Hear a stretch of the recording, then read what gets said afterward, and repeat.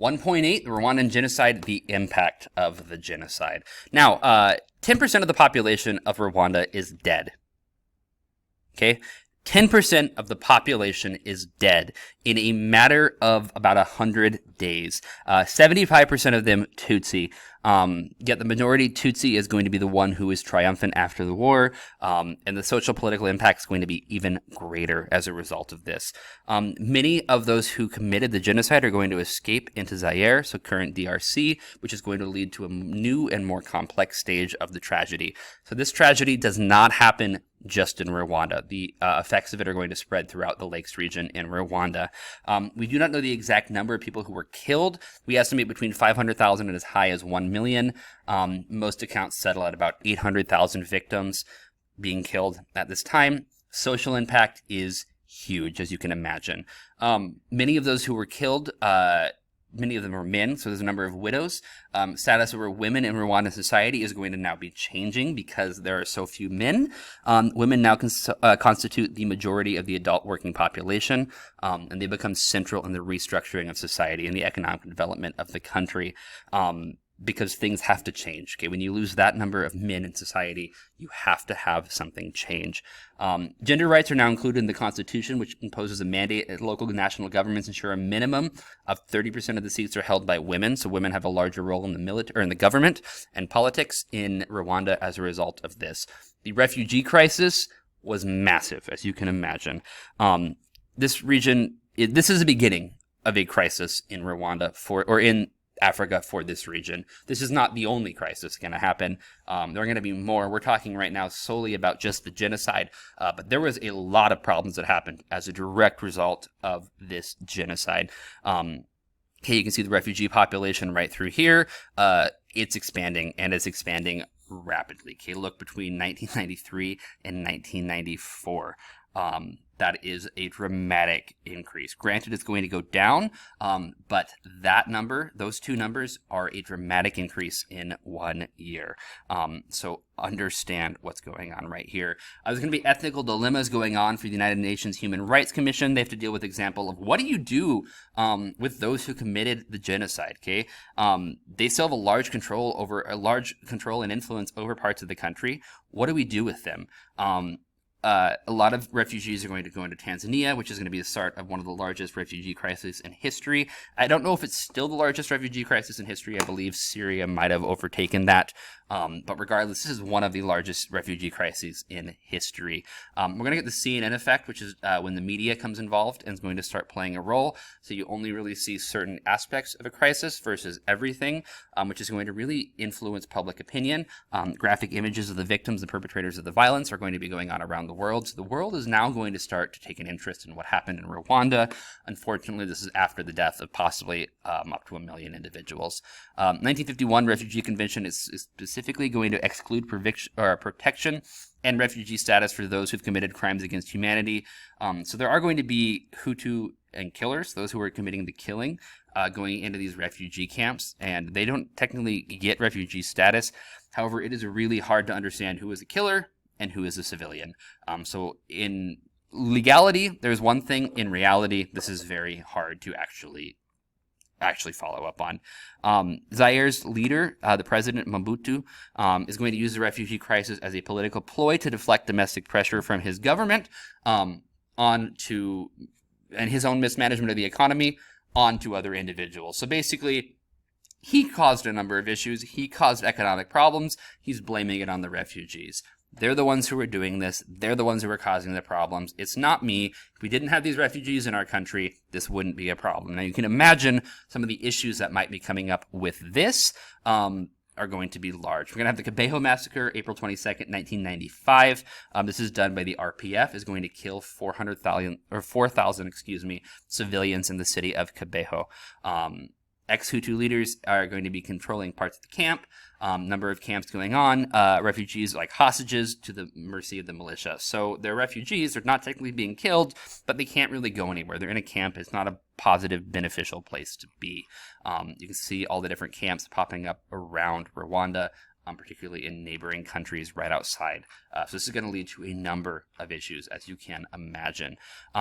Delivering justice is incredibly problematic. Number one, a large number of the judiciary was killed. Okay, so a lot of the judges who actually have the ability to deliver justice have been killed. Number two, the number of those who committed the killing was so large, it's really hard to figure out how do you actually go ahead and do this. Just the sheer scale of things is going to be massive and hard. There is a desire for justice and reconciliation, but you need to be careful in how you do it. So how do you get justice, but how do you also reconcile the conflict, and how do you fix this without making it worse? They're going to establish the ICTR, the International Criminal Tribunal for Rwanda, which is going to be looking at the entire issue of getting justice and punishment, retribution, revenge, and accountability. So how do we look at all of these things together and make the situation better? So basically, how do you punish those who did this without making the situation worse? There's going to be a number of models they can look at, such as the Nuremberg trials, but ultimately they're going to have to come up with their own. The government's going to begin and create the Truth and Reconciliation Commission, the TRC, in 1996, and it's going to be providing the model to figure out how do we do this. Okay, what do we do? Like individual amnesty, so individuals who are being basically excused for their crimes if they testify about crimes happening during this time. They're going to be looking at this kind of stuff within Rwanda. This is going to happen with South Africa. Rwanda is going to be doing a similar thing right through there, looking at that. They decide ultimately, though, that reconciliation and justice was both needed. They're going to establish a council and tribunal in 1998 to look at post-genocide recovery. So how do we move on from this? We're going to get the Gakaka court, consisting of people from local community who were elected judges, and they're going to try the cases in front of their peers. So the way we're making up the problem of not having any judges, because a large number were killed, is we're going to elect individuals to be judges. These institutions and the work of the local organizations, they're going to move towards reconciliation, and people are going to start to live together peacefully. However, it is an uneasy peace. Okay, Kwibuka, the slogan of remember. So remember what happened. We need to live together in peace. But it's probably pretty challenging to live next to someone who killed your relatives, to live in peace. You can do it, but it's going to be hard. And that's really the situation that's happening in Rwanda. Now, without naming what was happening in Rwanda, the creation of the body of the United Nations is going to call for investigation of the human rights violations, and it's going to establish Resolution 995, which is going to be looking at the human rights situation in Rwanda. There's going to be a number of issues with it. Number one, legal findings of the tribunal need to take precedence over national courts for member states. There's going to be a number of different issues going on regarding administration and who's actually the one doing the management. Some of the issue has to do with like life in prison versus death penalty. One can only do life in prison, the other can do death penalty. What is the correct way of doing this? How does this relate to the Rwandan government, who'd been critical of the tribunal? Basically, how do we get this to work out? There's going to be a lot of encouragement from the government, survivors, and they're going to basically decide that the best thing to do is to accept the perpetrators back into their community. They are going to do a number of different things with the crisis, such as this man right here, going to be sentenced to life in prison, because he's going to be the first one to plead guilty for charges of genocide, because he's basically inciting the violence. Former Minister of Women's Affairs is going to be arrested, and she's going to be the first female ever convicted of genocide, because she's going to take place in this as well. The principal of those responsible for the radio station is going to be they're going to be charged, which basically sets the precedent that if you are inciting crimes against humanity, you can be charged for those crimes against humanity. The prison system is going to be overburdened as well. It's going to cause a number of issues. They estimate it would take 200 years to actually go through, try and convict everyone guilty of crimes for a crime, which is simply not possible. 10% of the country's population dead, as I've already said, 20% displaced, either internally in the country or into neighboring countries. And this is going to lead to another major issue, as you can imagine. It's a huge crisis. They're going to ban the Hutu extremist political parties. Up until 1993, all political parties are going to be banned as a way of trying to calm the crisis, calm the tension. Ethnicity can no longer be used as a form of discrimination. Neither can race or religion, so you have to not discriminate against people based upon those, or really at all. RPF is going to dominate the government, as you can imagine, at this time period. There's going to be a number of issues of suppression of Hutus, political dissent, and general corruption charges are going to be leveled against Kagame, who's ultimately going to become president of Rwanda at the end of the crisis. Ever since, though, the RPF has dominated politics in Rwanda. as you can imagine.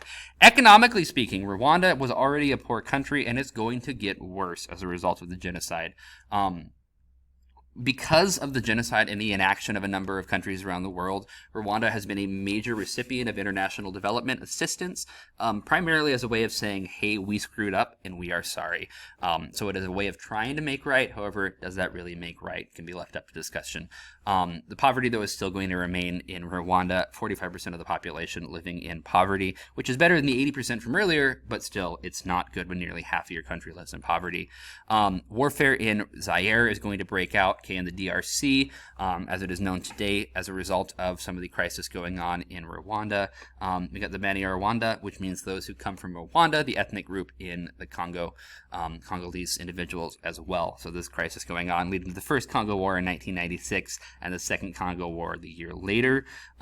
Crisis is going to begin in Rwanda, but it's going to spread out throughout the region. So the spark in the powder keg is a plane crash. As that explodes, the fire is going to spread throughout the Great Lakes region in Central Africa. This is going to really just be the fuse that's going to start causing the crisis throughout the entire region. Looking at heroism, the individuals who stood up and actually did something to try to stop it, who are they? How do we really recognize them and everything they did? There's just some examples of them right through here. In conclusion, this is one of the most defining moments of the last 20th century, as you can obviously imagine. One last thing I want to talk about on the impact of the genocide is how do you go about and solve this and make it so it is not worse? If you go and imprison every single individual who committed a crime, perpetrated the genocide, you're going to breed a lot of resentment, and it's possibly going to keep the situation ongoing, which is ultimately why so many are going to decide to forgive and to move on. So ultimately, it's a really good discussion, I think, to look at what do you do with someone who commits such a large genocide with such a large scale of perpetrators. So we'll go from there. If you have any questions, comments, put it down below. Otherwise, we'll talk about this later. See you later. Good luck.